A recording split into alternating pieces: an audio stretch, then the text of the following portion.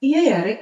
Terkadang saat kita sudah berdoa dan berharap akan pertolongan Tuhan, jawaban itu tidak selalu langsung ada. Padahal kita yakin Tuhan pasti tahu kita sangat membutuhkannya. Selalu ada pertolongan. Selalu ada pertolongan. Sedap. Shalom umat Tuhan. Senang bisa menyapa umat Tuhan lagi di bulan ini dan bisa berbagi tentang kisah-kisah luar biasa tentang pertolongan Tuhan. Kisah yang satu ini diangkat dari kehidupan seorang ibu di sebuah desa di Jawa Tengah yang mengalami pertolongan Tuhan. Berikut kisahnya. Adalah seorang ibu setengah baya yang sehari-harinya ia berjualan tempe buatan sendiri di desanya.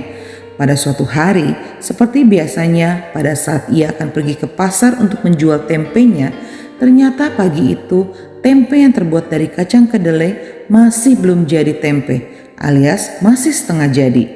Ibu ini sangat sedih hatinya, sebab jika tempe tersebut tidak jadi, berarti ia tidak akan mendapatkan uang, karena tempe yang belum jadi tentunya tidak laku dijual. Padahal mata pencaharian si ibu hanyalah dari menjual tempe saja agar ia dapat memenuhi kebutuhan hidupnya sehari-hari. Dalam suasana hatinya yang sedih, si ibu teringat akan firman Tuhan yang menyatakan bahwa Tuhan dapat melakukan perkara-perkara ajaib dan bagi Tuhan tiada yang mustahil. Lalu ia pun menumpangkan tangannya di atas tumpukan beberapa batangan kedelai yang masih dibungkus dengan daun pisang tersebut. Bapa di sorga, aku mohon kepadamu agar kedelai ini menjadi tempe. Dalam nama Yesus, amin.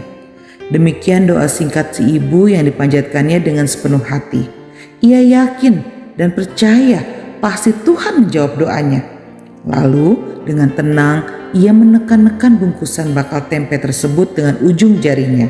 Dengan hati yang deg-degan, ia mulai membuka sedikit bungkusannya untuk melihat mujizat kedelai jadi tempe terjadi.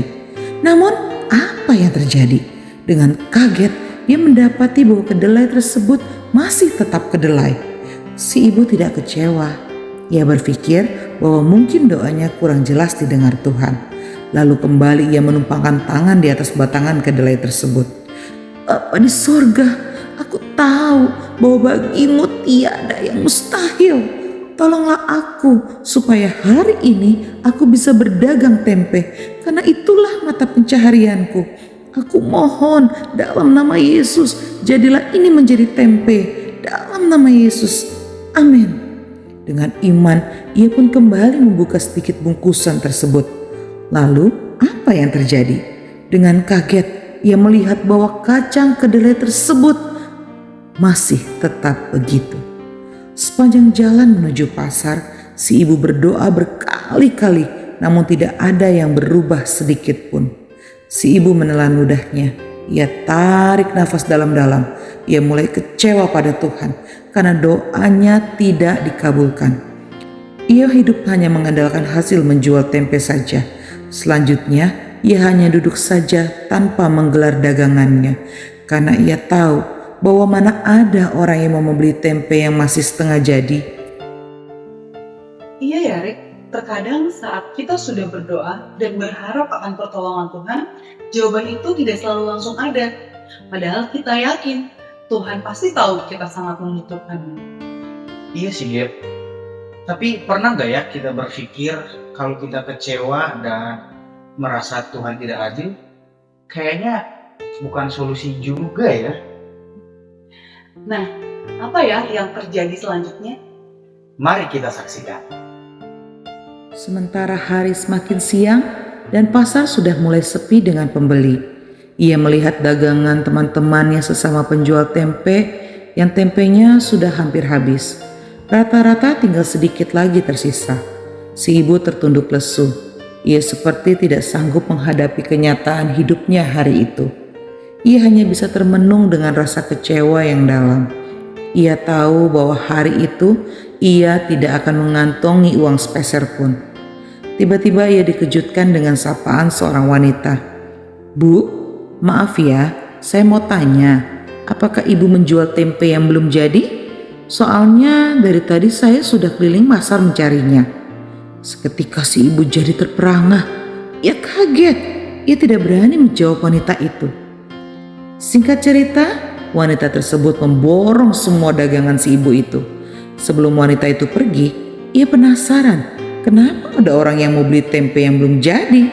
Ia bertanya kepada si wanita, dan wanita itu mengatakan bahwa anaknya di Jogja mau tempe yang berasal dari desa itu. Berhubung tempenya akan dikirim ke Jogja, jadi ia harus membeli tempe yang belum jadi, supaya agar setibanya di sana, tempenya sudah jadi. Kalau tempe yang sudah jadi yang dikirim, maka setibanya di sana nanti tempe tersebut sudah tidak bagus lagi dan rasanya sudah tidak enak. Nah, Tuhan bisa menolong kita dengan cara yang tak terduga, Gap. Betul banget tuh, Rick. Keadaan yang terlihat buntu, bagi orang percaya, tidak ada yang mustahil. Ingatlah, selalu ada pertolongan. Sedap. Selalu ada pertolongan selama ku beriman. Selalu ada pertolongan selama masih